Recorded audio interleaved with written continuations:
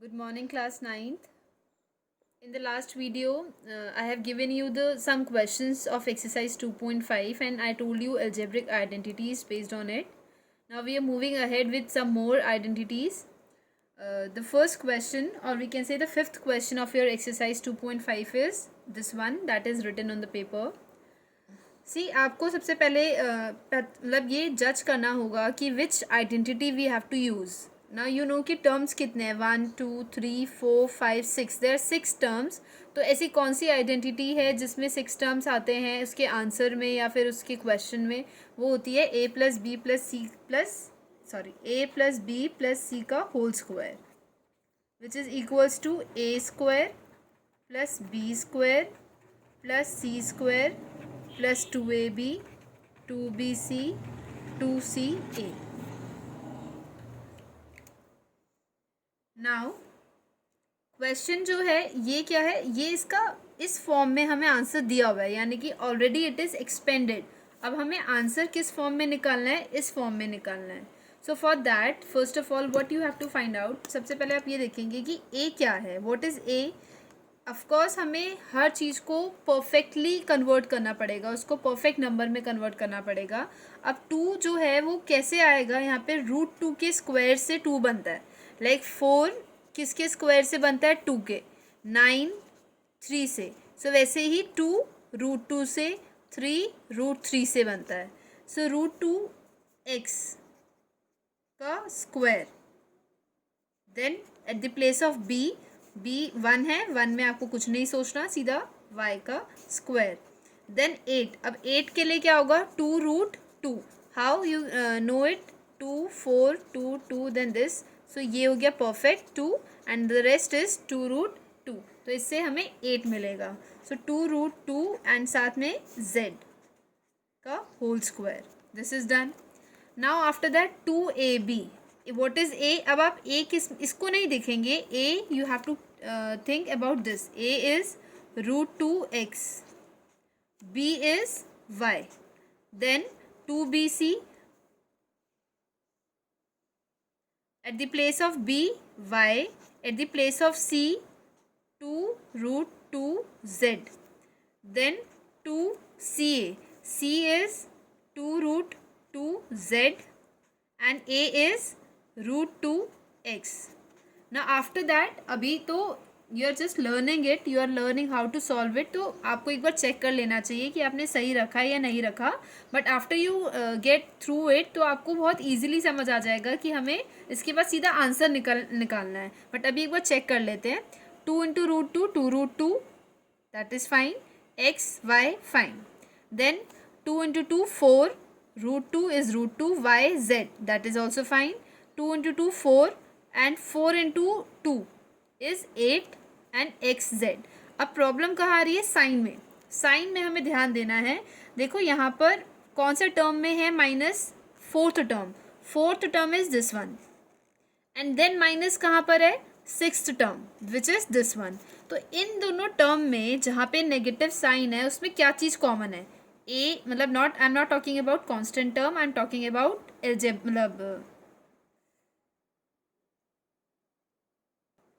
That is I am talking about variable. तो A B और सी ए में क्या चीज़ कॉमन है? ए. तो इससे हमें ये श्योर हो जाएगा जो माइनस का साइन है वो किसके आगे लगेगा? ए. तो जहाँ पर भी ए वैल्यू आपने यूज़ करी है तो वहाँ पर आप माइनस लगा दोगे, हियर एंड देन हियर. अब आप देखिए plus minus minus plus minus minus. अब आपका आंसर मतलब ये एक्सपेंडेड फॉर्म करेक्ट है. Now the answer of this is a plus B plus C का होल स्क्वायर. तो अब a क्या है? √2x है बट माइनस में, नॉट इन प्लस. b क्या है? y. और c क्या है? 2√2z एंड उसका होल स्क्वायर. अगर ये साइन नहीं होता तो आपका आंसर प्लस होता. सब में अगर प्लस होता तो हमारा आंसर इतना होता. But right now because of this minus sign आपको ये ध्यान रखना है कि आपको ये माइनस साइन ए में लगाना है, बी में लगाना है या सी में. Now our next question is based on the new identities, that is a plus B whole cube, और we can say x plus Y whole cube is x cube plus y cube plus 3xy bracket x plus y. And the second is in negative, जिसमें सारे sign minus में होते हैं. So these are the two more new identities, and on the basis of this we are going to solve question 6 of your NCERT.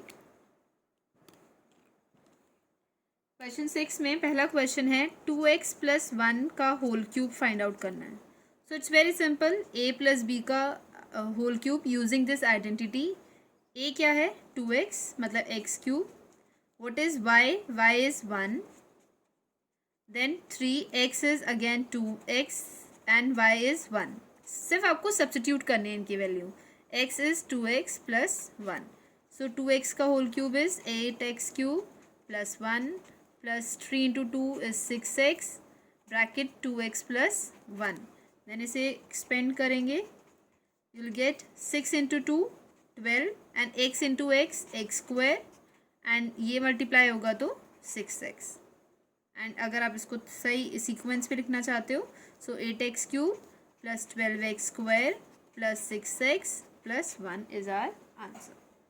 Now the next is in negative I'm telling x - 2/3y का whole cube. इसे find out करना है. अब यहाँ x की जगह पे x ही रहेगा.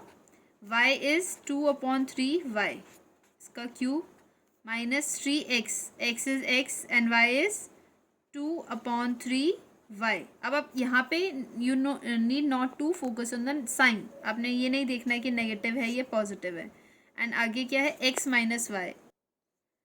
So here it is x³ - 2 का cube is 8 and 3 cube is 27 and y का क्यूब is y³ माइनस यहाँ पे 3 इंटू डिनोमिनेटर में 3 है तो ये कैंसिल हो जाएगा.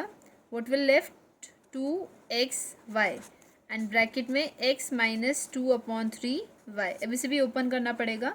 x² - 8/27y³ माइनस इसको मल्टीप्लाई करोगे तो 2x² and minus minus plus 2 × 2 4xy² 3. So this is our answer.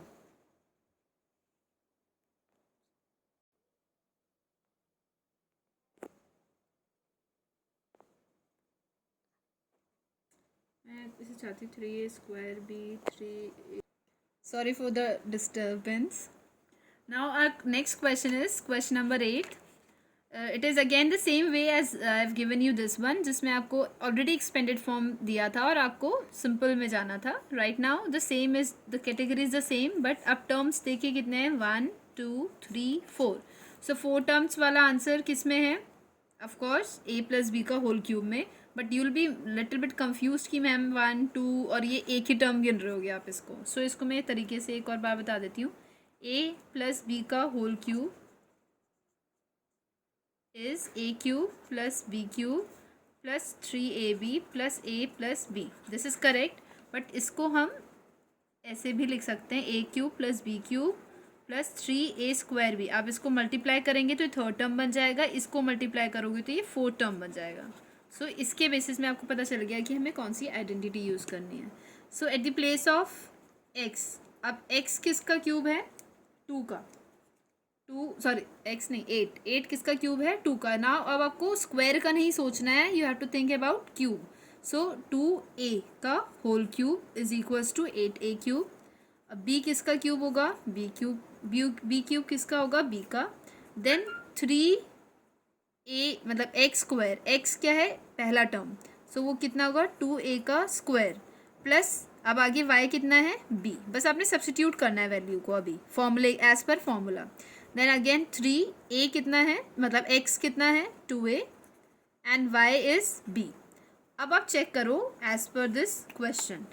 2a का होल क्यूब 8a³, b का होल क्यूब b³, 2 का स्क्वायर 4 इंटू 3 12 एंड a का square is a² into b. सो ये verified हो गया.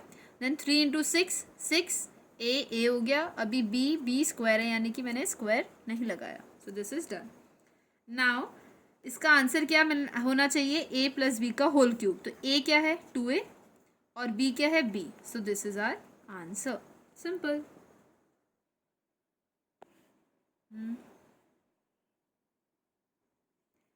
You also can write this in this form, 2a plus b, 2a plus b, 2a plus b.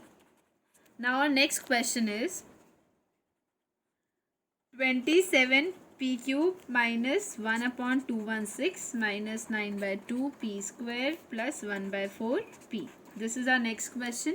अब आपको जज करना है कि यहाँ पे कौन सी आइडेंटिटी यूज़ होगी. सो माइनस है तो कौन सी आइडेंटिटी यूज़ होगी, माइनस वाली. अब वही सेम उसको लिखेंगे आप, a माइनस बी का होल क्यूब, x माइनस मैं यहाँ a कर देती हूँ, a माइनस बी का whole cube is a cube minus B cube minus 3ab a minus B, जो मैंने आपको बताई थी. अब इसको और एक्सपेंडेड फॉर्म में लिखेंगे, a cube minus B cube 3a square b plus 3ab square. Now a is 3p. Why it is 3p? क्योंकि 3 का क्यूब 27 होता है और p का cube p cube. Now at the place of b, 1 का cube तो 1 ही है and 216 किसका क्यूब होता है, 6 का. सो 1/6 क्यूब, और कोई भी वेरिएबल नहीं है, so leave it, simply constant term. Then आगे 3a स्क्वायर. अब a क्या है, 3p एंड b इज़ 1/6. कोई साइन नहीं देखेंगे आप, बस इस साइन के अकॉर्डिंग चलेंगे as per the identity. Then 3a, a is 3p and b is 1/6 square.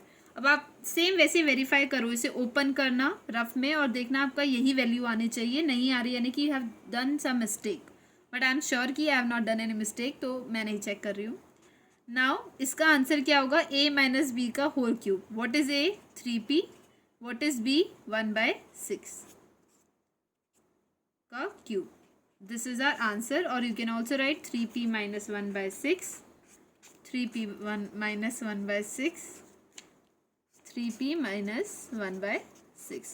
I hope you got these questions very nicely, but still if you are having any doubt you can ask me on my personal blog. But please go through these questions from your NCERT. There are plenty of questions in the book. आप उसे practice करिए, then we'll move ahead.